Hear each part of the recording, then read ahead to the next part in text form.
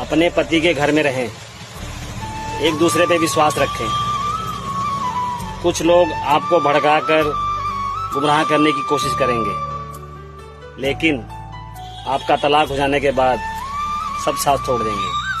कोई भी आपका साथ नहीं देगा, ना कोई आपसे शादी करेगा। शादी वही करेगा जिसमें कोई कमी होगी। 10 मिनट की जिम्मेवारी तो सब निभा लेते हैं, लेकिन जिंदगी भर का साथ सिर्फ आपका पति निभाएगा।